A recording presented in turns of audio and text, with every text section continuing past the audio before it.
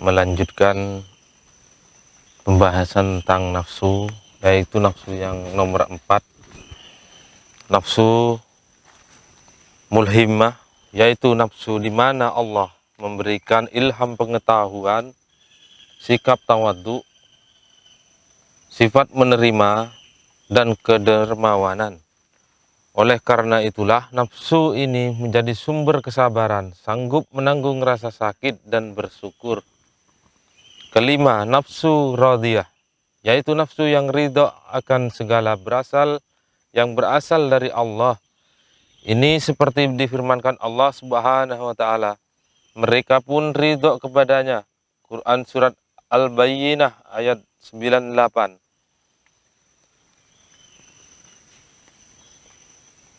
Tandanya adalah selalu menerima dan menikmati kebingungan. Ini seperti dijelaskan dalam bait syair berikut. Tambahkan kebingungan dalam cintaku yang sangat kepadamu. Kasihilah seisi perut ini dengan bergelornya menginginkanmu.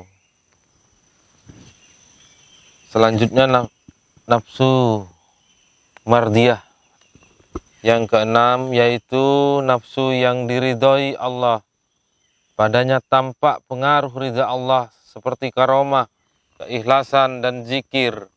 Pada tingkatan ini, seorang peniti jalan rohani menancapkan telapak kakinya yang pertama dalam mengenali Allah dengan sebenar-benarnya.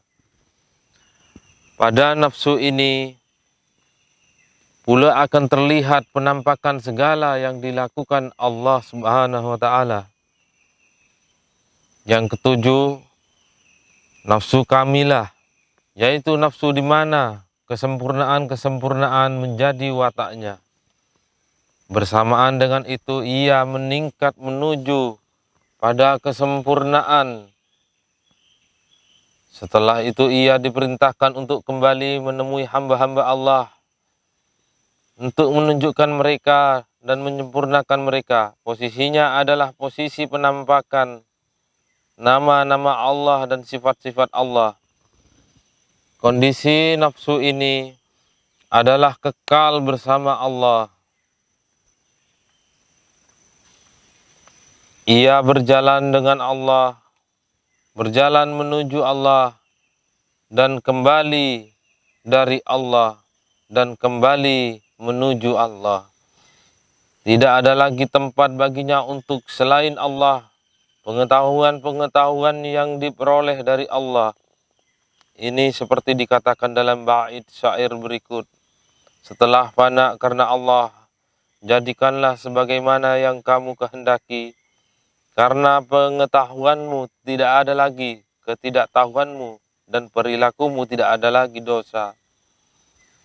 Telah berlalu kebiasaan Allah bahwa peningkatan dari satu tingkat ke tingkat yang lain tidak akan terjadi kecuali dengan bimbingan seorang guru sufi yang telah mengenali tingkatan-tingkatan dan kondisi-kondisi menuju Allah.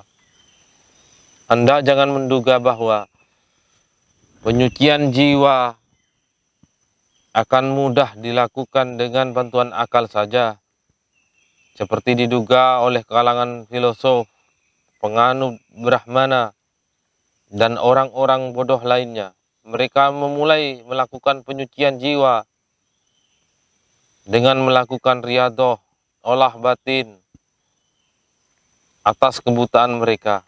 Mereka telah terjerumus dalam afat atau hal yang bahaya, hal-hal yang tidak jelas atau subhat, dan ketersesatan. Penyucian jiwa itu seperti menyembuhkan tubuh. Sebagaimana halnya orang yang sedang sakit tidak diperbolehkan menggunakan obat kecuali dengan pemantauan dokter ahli yang telah terbiasa dalam pengobatan. Begitu pula dengan penyucian jiwa juga tidak akan mudah kecuali dengan pemantauan seorang nabi atau wali yang telah memiliki pengalaman dalam hal ini. Perlu diketahui bahwa nafsu ini memiliki beberapa tirai cahaya dan beberapa tirai kegelapan.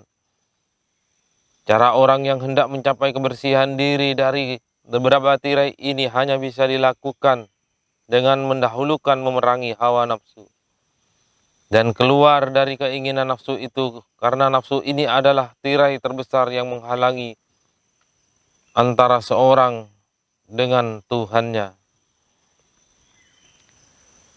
Jenis memerangi hawa nafsu ada beberapa macam. Setiap orang yang meniti jalan ruhani mempunyai jenisnya masing-masing yang tidak bisa dipergunakan oleh lainnya berdasarkan kadar kuat dan lemahnya yang bersangkutan. Begitu juga dengan mengetahui apa yang lebih berat dilakukannya dengan melihat kondisinya dan waktu mujahadah yang dilakukannya serta faktor-faktor lain yang mengitarinya.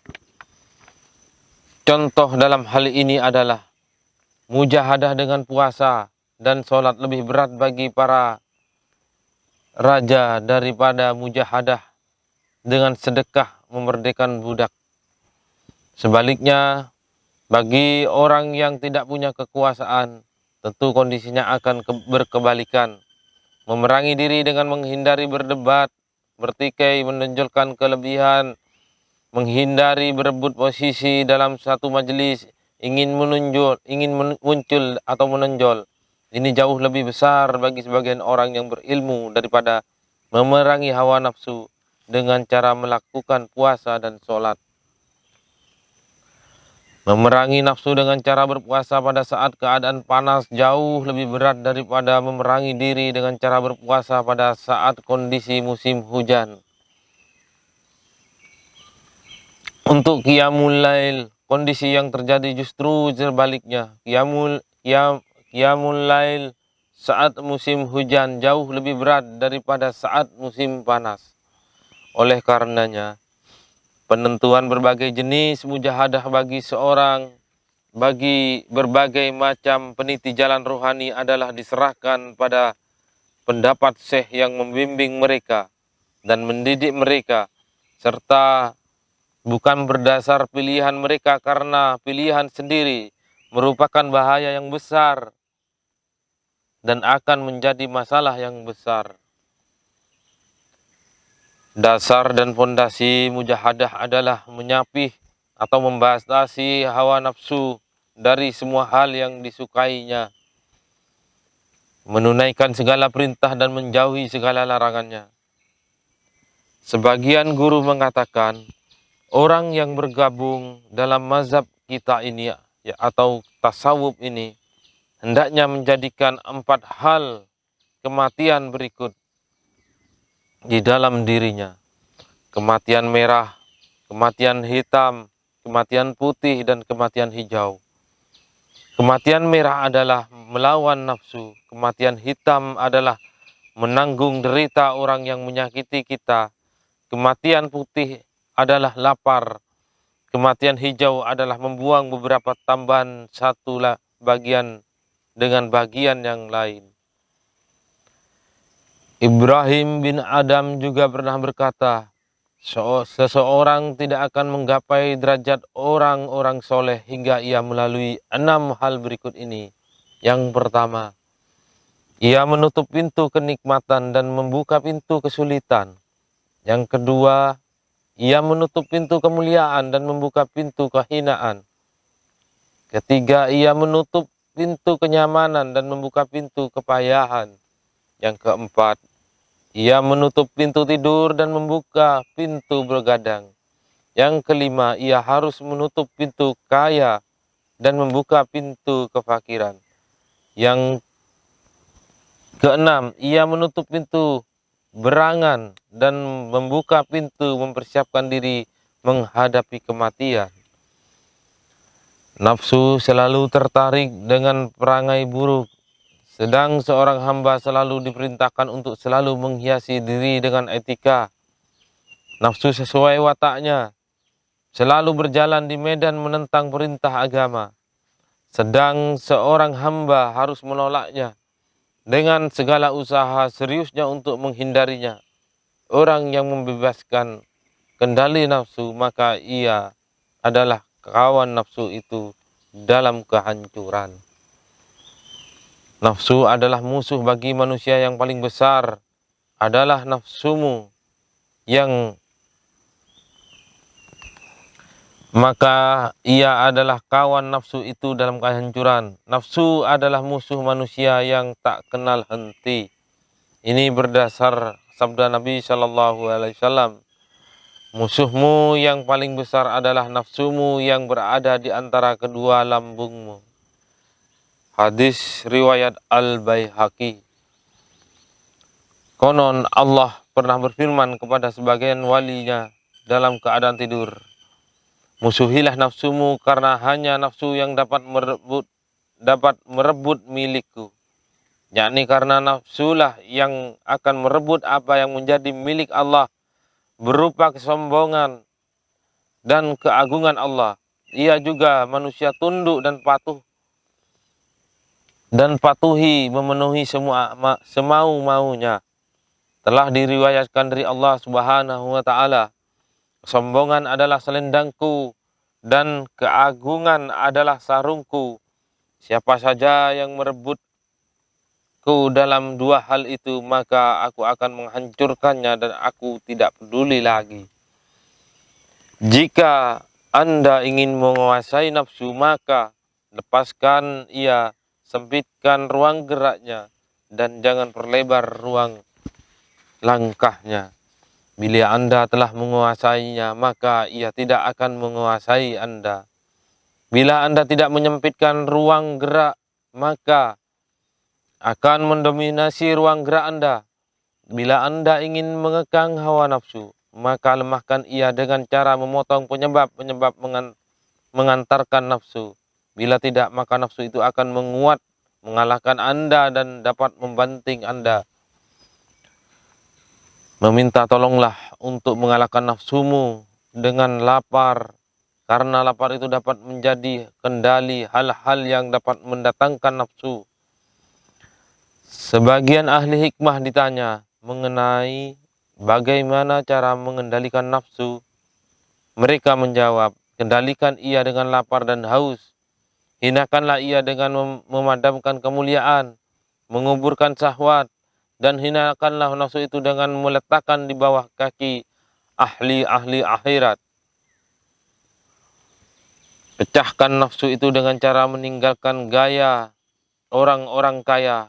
Selamatkanlah dirimu dari bahaya-bahaya ditimbulkan nafsu itu dengan selalu melanggengkan berprasangka buruk pada nafsu, dan temanilah ia dengan selalu melakukan hal yang tidak diinginkan keinginannya.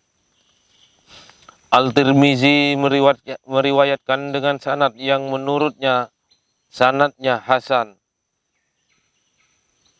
yang berbunyi, ada seorang laki-laki yang sedang bersendawa di suatu majelis Rasulullah sallallahu alaihi wasallam. Lalu Rasulullah sallallahu alaihi wasallam berkata padanya, jangan lama-lama bersendawa, karena orang yang paling lama laparnya di hari kiamat nanti adalah orang-orang yang paling sering kenyangnya di dunia. Hadis riwayat Al-Baihaqi. Pernah dituturkan bahwa ada seorang laki-laki bernama Abu Juhaifah. Setelah mendengar hadis Nabi ini, dia berkata, demi Allah, semenjak mendengar sabda Nabi itu, aku tidak pernah lagi memenuhi keinginan-keinginan perutku dengan makanan hingga kini. Aku berharap Allah akan menjagaku di hari-hari berikutnya. Wujud kidam baqa mukhalafatul lil hawadisi qiyamuhu